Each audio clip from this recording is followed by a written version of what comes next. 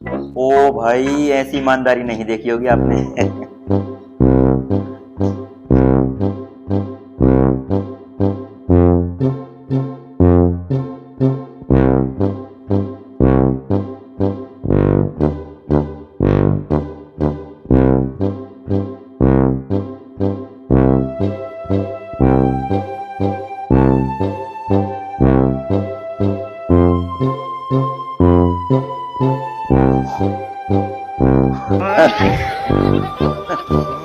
और हंसने के लिए इस वाली वीडियो को भी देख लो।